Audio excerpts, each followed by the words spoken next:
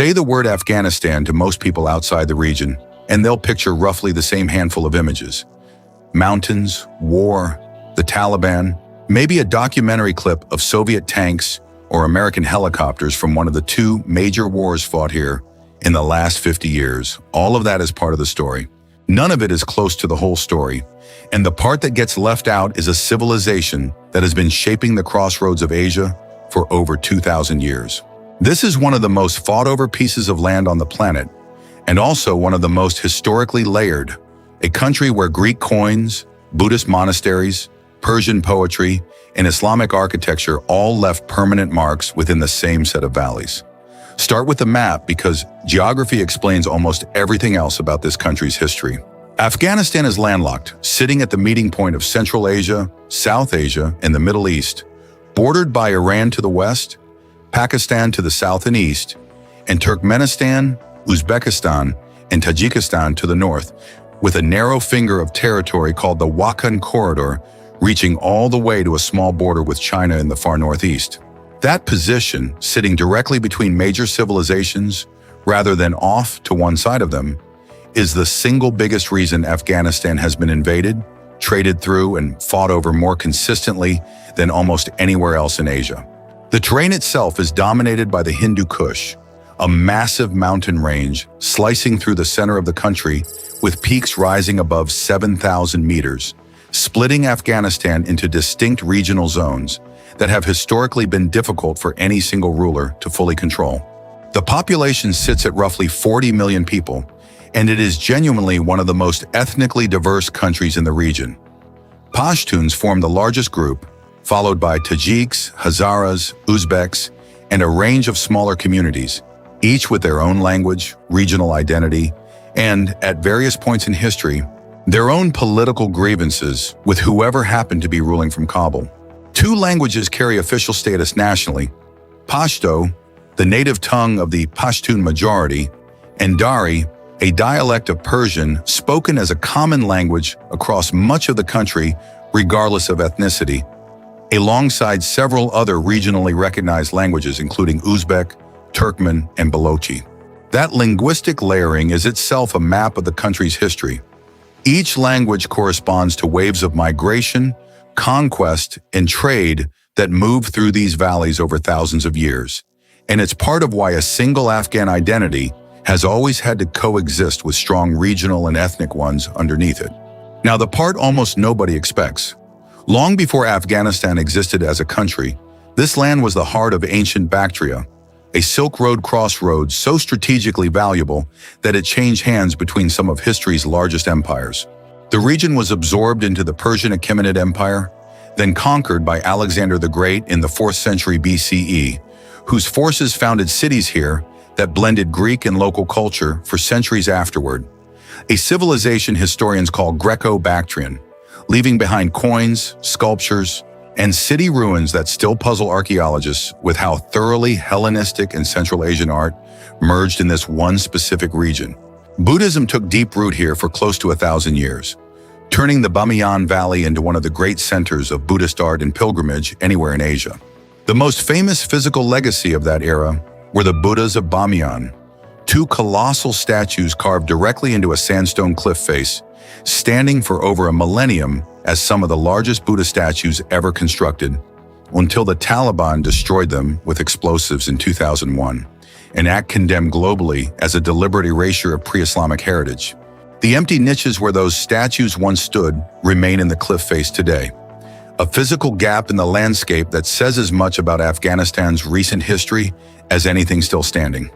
Beyond Bamiyan, the wider region functioned for centuries as a genuine melting point for entire belief systems and artistic traditions moving along the Silk Road. Zoroastrianism, an ancient Persian religion, held influence here well before Buddhism arrived, and later Hindu and Islamic communities each left architectural and artistic traces layered on top of what came before. The ancient city of Balkh in the north was renowned across the medieval Islamic world as the Mother of Cities, a center of learning and trade so significant that later Persian and Arab geographers wrote about it with the kind of reverence usually reserved for Baghdad or Damascus. a reputation almost entirely unknown outside specialist history circles today. Hold on to that timeline, we will get there. Islam arrived in the region in the 7th and 8th centuries CE, and over the following centuries, the territory that is now Afghanistan became part of a rotating series of larger empires and local dynasties. Ghaznavids, Ghurids, and later the Timurid Empire, under whom the city of Herat became one of the great centers of Persian art, poetry, and architecture anywhere in the Islamic world. The region also played a formative role in the Mughal Empire. Kabul served as an early capital and cherished garden city for Babur, the empire's founder, who reportedly requested to be buried there, rather than in the far wealthier Indian territories his dynasty went on to rule. The Herat of the Timurid period, in particular, is worth dwelling on, because it represented one of the genuine high points of Islamic art and scholarship anywhere in the world during the 15th century. Miniature painting, calligraphy, and Persian poetry flourished under royal patronage there at a level that rivaled contemporary centers like Florence during the European Renaissance, producing artists and poets whose work still influences Persian and Central Asian art traditions today. That period is a useful reminder that Afghanistan as a geographic space has, at various points in history, sat at the absolute center of global artistic and intellectual life, rather than at its margins. Here is a fact that says more about the modern country than almost anything else.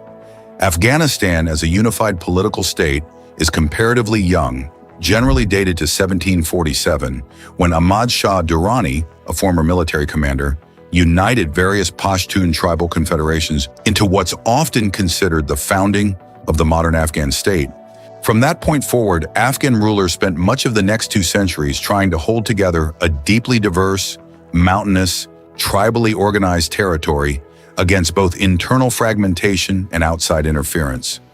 A pattern that has, in one form or another, defined Afghan politics ever since. Yes, this is the part the title promised, and it's also where outside interference becomes the dominant theme of the story. Throughout the 19th century, Afghanistan became the central battleground of the so-called Great Game, the strategic rivalry between the British and Russian empires for influence over Central Asia. Britain fought 2 major wars here, in 1839 and again in 1878, attempting to bring Afghanistan under its sphere of control, and both campaigns ended in costly, humiliating withdrawals that cemented Afghanistan's reputation, fairly or not, as extraordinarily difficult for any foreign power to subdue by force. Afghanistan finally secured full independence from British influence over its foreign affairs in 1919, after a third, shorter Anglo-Afghan war. The retreat from Kabul in 1842 during that first war became one of the most notorious military disasters in British imperial history. An entire retreating column of roughly 16,000 soldiers and civilians was destroyed crossing the mountain passes back toward British India, with only a small handful of survivors reaching safety. That single catastrophic episode shaped British strategic thinking about Afghanistan for the rest of the century, and it's a large part of why the phrase "graveyard of empires" gets attached to this country so persistently in outside commentary, even though the label flattens a far more complicated history into a single dramatic tagline. For much of the mid-20th century, Afghanistan pursued a path of cautious modernization, expanding education, infrastructure, and, briefly, even relative social liberalization in cities like Kabul, where mid-century photographs show women in Western dress attending university alongside men. That trajectory was interrupted permanently in 1978 when a communist party seized power in a coup, triggering unrest that led in 1979 to a full Soviet military invasion aimed at propping up the fragile communist government. Here is where the armchair daydream becomes a spreadsheet, and where the last 5 decades of hard history begin. The Soviet-Afghan War lasted nearly a decade, pulling in American, Pakistani, Saudi, and other foreign support for the Mujahideen resistance fighters battling Soviet forces in a conflict that became one of the defining proxy wars of the Cold War. Estimates suggest roughly 1.5 million Afghans died during the conflict, with millions more fleeing as refugees into neighboring Pakistan and Iran. The Soviets withdrew in 1989, but their departure didn't bring peace. It triggered a brutal civil war between rival Mujahideen factions, competing for control of a country the Soviets left in ruins. The scale of displacement from that period is easy to understate. At the height of the conflict, Afghan refugees made up one of the largest refugee populations anywhere on Earth, with camps in Pakistan and Iran sheltering millions of people for years, in some cases for entire childhoods. Many of those refugee communities never fully returned even after the fighting eventually eased, and generations of Afghans today were born and raised entirely outside the country their families originally fled. A diaspora shaped almost entirely by the chain of conflicts that followed the Soviet withdrawal rather than by any single dramatic departure. Out of that chaos in the mid-1990s, an austere religious movement made up largely of students from refugee camps in Pakistan rose to power: the Taliban. By 1996, they controlled most of the country, imposing a strict interpretation of Islamic law that banned television, music, and most public entertainment, severely restricted women's education and employment, and enforced its rules through a religious police force. That first Taliban regime lasted until 2001, when a US-led military coalition invaded following the September 11th attacks, driving the Taliban from power for hosting al-Qaeda leadership. The 20 years that followed brought an internationally backed Afghan republic. Billions of dollars in foreign aid and military spending, genuine gains in girls' education, and women's participation in public life in many cities, and, running alongside all of it, a Taliban insurgency that never fully stopped fighting. In August 2021, as US and NATO forces completed their withdrawal, the Taliban swept back into power with startling speed, retaking Kabul and declaring the Islamic Emirate of Afghanistan, the same movement returning after 20 years to govern the same country by roughly the same rules. But here is the pivot, because the full picture matters more than the headline collapse. Life under the second Taliban government is not identical to the first. Some forms of public entertainment that were banned in the 1990s, including certain sports, kite flying, and music in specific contexts, have quietly returned in parts of the country, and daily commerce, agriculture, and family life continue much as they always have for most ordinary Afghans, simply trying to get through each day.